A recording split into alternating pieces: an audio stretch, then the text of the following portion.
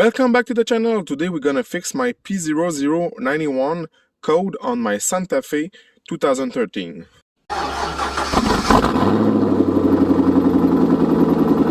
So today I'm gonna fix my issue with my car because I got some lack of power and a rough idle sometimes, and I also got a code that is the P0091.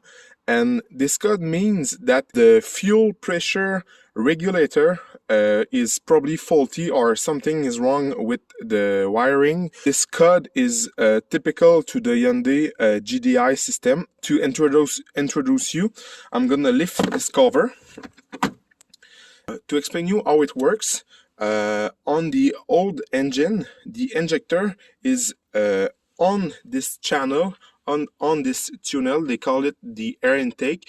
So the gas flow with the air inside of the engine, but now the injector is directly inside of the gas chamber. So it needs to have a lot of pressure.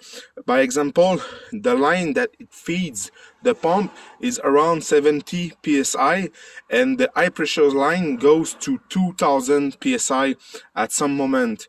So how it works, when the engine revs, you get two cams. Those cams roll like this, and it makes a motion up and down. I'm gonna show you later, but it activates this pump. So the pressure of this pump is built mechanically with the little shaft goes up and down and push this diaphragm inside of the pump. So you're gonna have a roller, a kind of, they call it a tappet. It's a kind of shaft with rollers. It makes the pump builds up its pressure. Now we got this fuel pressure regulator in function with the voltage of the PCM. The PCM is the brain of the car. It says open the valve much more, or it depends of the timing or the speed of the engine. In this case, I presume that the fuel pump is good, and the code says that the fuel pressure regulator goes bad. So I cannot just change the fuel pressure regulator. I got to change the whole pump, and this pump is pretty expensive. At the dealer, it's around 1,000 bucks. Find a pump on Amazon for much more cheap. I pay something around 150 bucks for the old pump with the fuel pressure regulator in it. So I'm gonna replace it because it's fairly easy to do, and I'm gonna see if it works, and I will give you an update of this pump a few months later. So now before I do anything, you have to work on a cold engine because you don't want to put fire in your car. And I also got with me a fire extinguisher because we're gonna work on gas. Don't fast forward this video because I'm gonna see you a lot of little details. It makes all the difference, and you don't want to mess up this job even if it looks fairly easy. So we're gonna take the time, and I'm gonna explain you how it works. So now, first, those lines are full of gas, 70 psi, and around maybe 1,000 in this high pressure line. So what we want to get off the gas of those lines. So I'm gonna start the car. I'm gonna open the fuse box like this, and when you look inside, you want to check for the fuel pump right there. As you see, the fuel pump is located right there on this, the last 150 amps. So we're gonna start the car, pull out the fuse, and it's gonna die by itself. So first, start the car.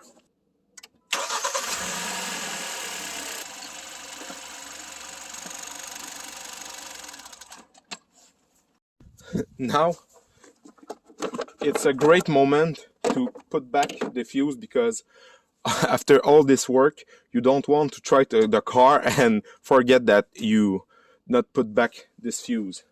And the next step you want to do is to unplug the negative side of the battery. For this one, it's a 10 millimeters. Okay. So now we are secure. There's no gas anymore in the fuel pump, and there's no power in the car. So the car is completely dead. So now, the first thing you want to do is disconnect the fuel regulator like this. And now we're gonna make us more space and remove this coil pack with the 10 millimeter at the top.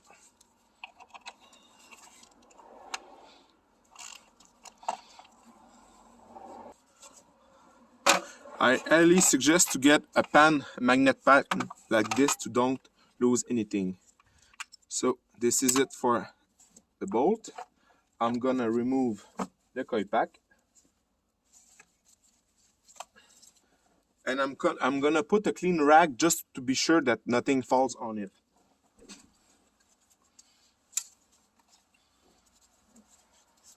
Like this. Next, you want to put your glass. And for this one, you want to protect the area with some towel because gas gonna come off this hose. Technically, the system is completely empty, so this hose should be dry, but we never know. So I'm gonna take a flat screwdriver or something flat, try to push the connector through the front of the car and release the hose.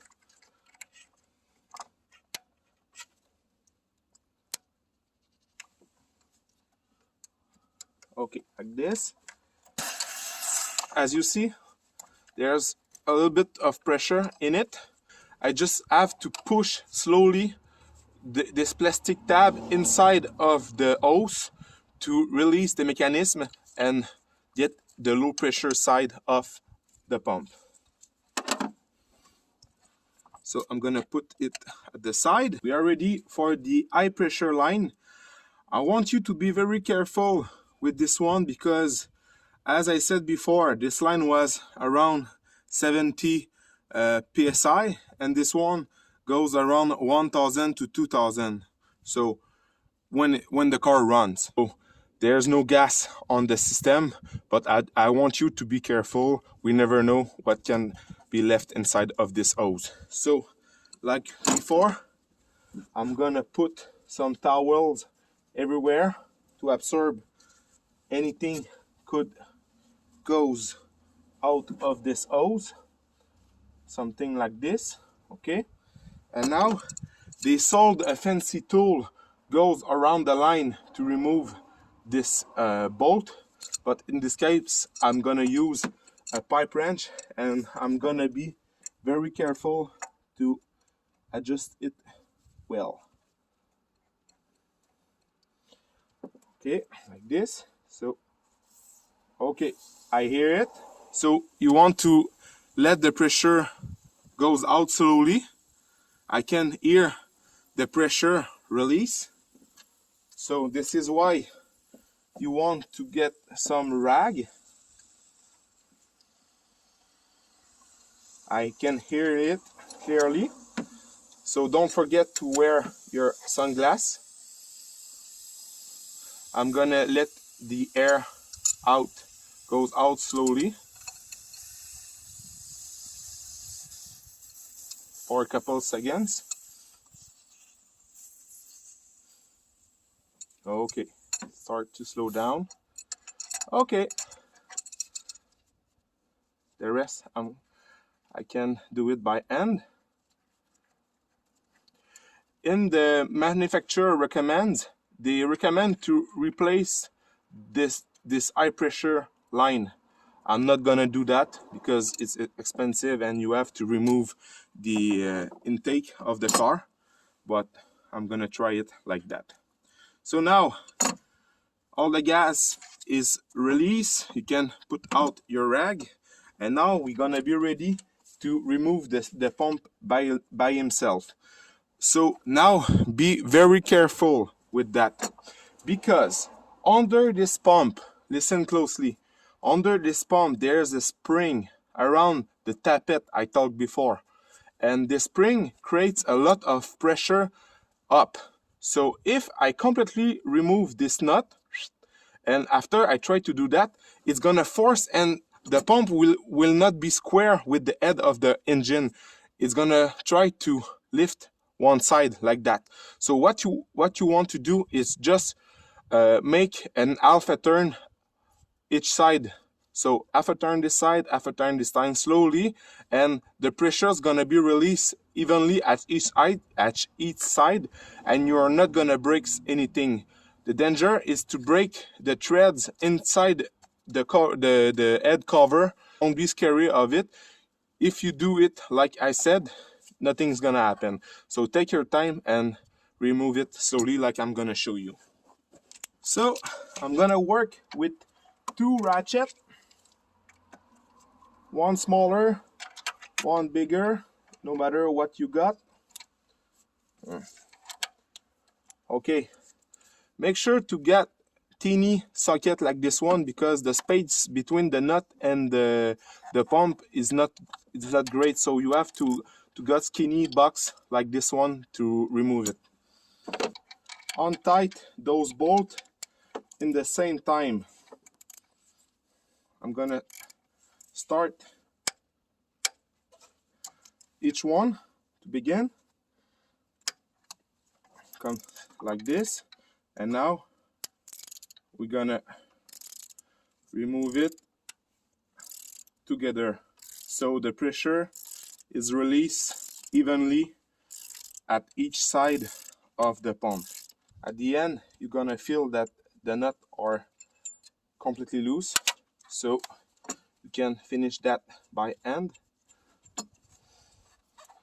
Take your time with this one, because the fuel regulator is on the way of the bolt. So this is it, and now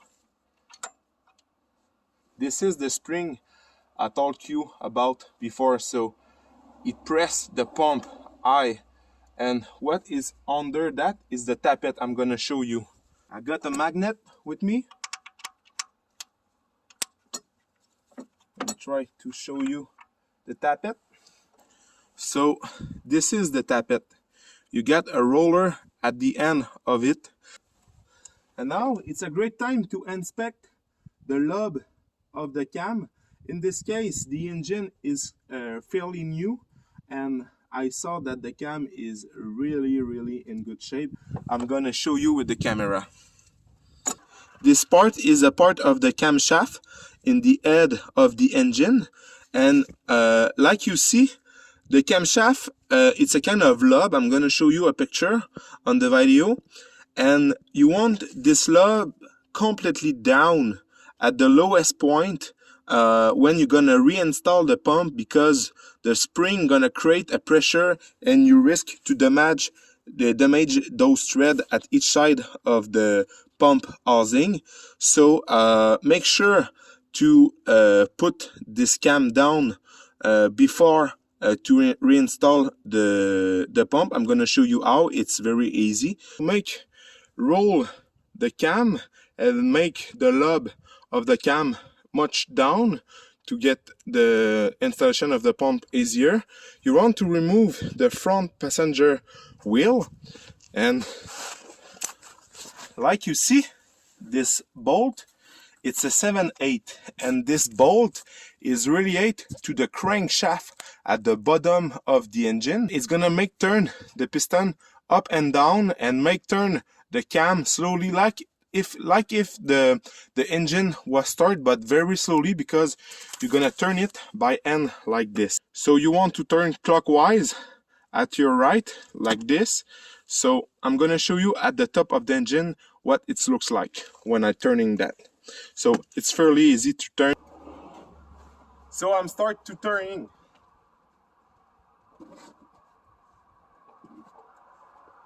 So now you can always put the lobe back in place, and there's a notch there with a pin there of the lobe, so you have to align this lobe. You cannot miss this part.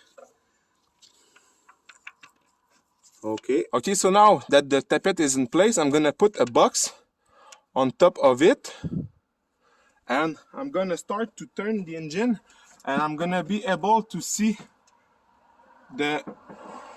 you see it starts to move up and down. Okay, it starts to goes down, up, like you see, and start to goes down. Okay, so now I know that the tappet is at the lower it can be. Now that the tappet is at the lowest point, I'm gonna put back the wheel and we're gonna be ready to reinstall the new pump. Just gonna put it back in place like that. I'm gonna take a rag and put it around, so if I lose a bolt, there's a good chance that my rag catch the bolt. So I'm gonna start this one by hand with just the box in hand. I'm gonna start the thread on this one. You really want to do it by hand first, and the second one on the other side with both. So I'm gonna be sure that the pressure is even on the thread of the cover valve. Okay, so now a quarter turn more. I'm gonna put you the torque specs of those bolts, but in reality it's just to make sure.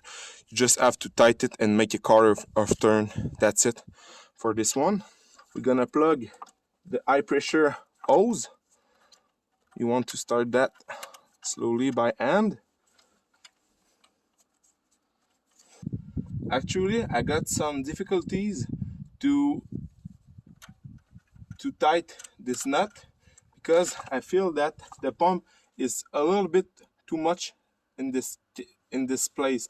So I'm gonna unscrew that and try to make the pump rotate a little bit more in this way to get a better alignment with my nut. You don't want to force anything there.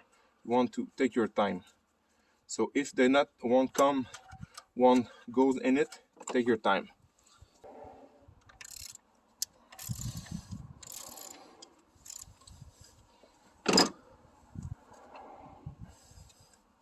Okay.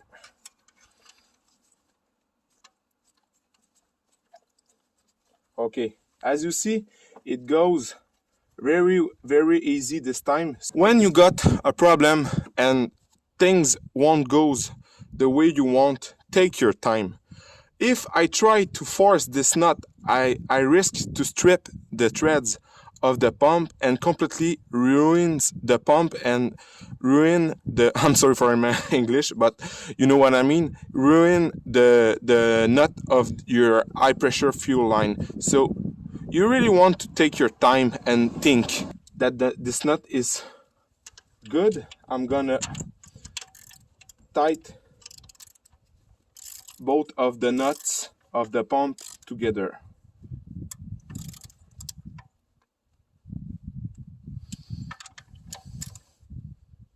Okay, so now I can complete the installation of this hose. I'm gonna take my pipe wrench again.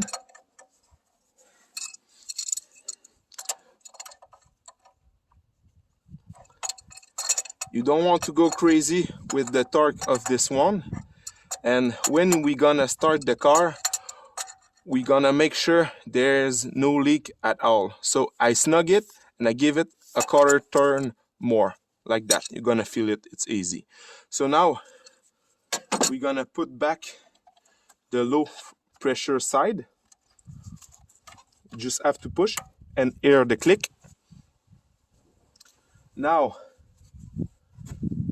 we're gonna plug back the electric connection of the fuel regulator, and don't forget to put back the coil like this.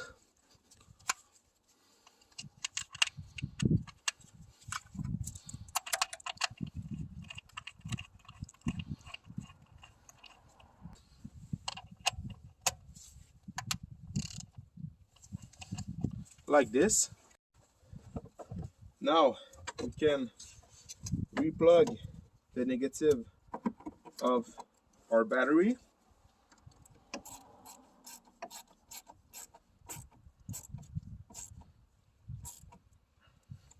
Okay, so now we are ready to start this baby. The pump is alright, it's plugged, it's connected at the low and the high pressure side.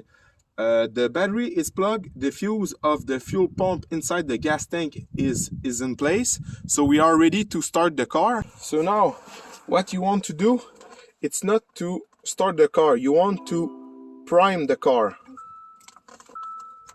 So I put the car in on position, I put it off, and I'm gonna do that a couple of times, because in this way you're gonna prime the fuel system, because each time you put the car in on position without starting it, the fuel pump inside of the gas tank send pressure. So we want to build pressure inside of the fuel system.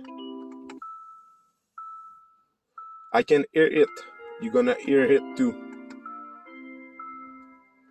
Okay, now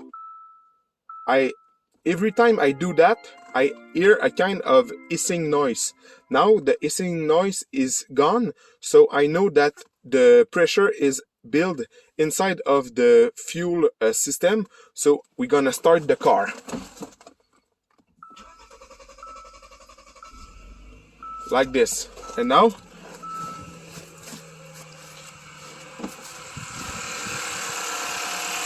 And now, you want to look for leak of gas, but in this case it's look great. If you still have a check engine, you can always buy those cheap OBD2 scanner. You have to remove this panel, plug the OBD2 scanner in it, and you're gonna buy on the App Store or Google Store the apps, they call it the Torque Elite Pro, something like that. It's an application that you can communicate with this Bluetooth reader, and you're gonna be able to delete the code by yourself. So guys, I hope that I helps you to save $1,000 or more on this job, because the dealer gonna charge you about 1 hour to do the job, and around $1,000 and more just for the pump. So I hope this video helps you and makes you confident to do the job by yourself. If you follow the little tricks that I show you, you're not gonna have problem. And if you have, you can always comment on the video, and I will try to answer you the fast I can. So if you want to leave me a thanks, leave me a thumbs up, subscribe to my channel, and thanks for watching. I hope you're happy with it.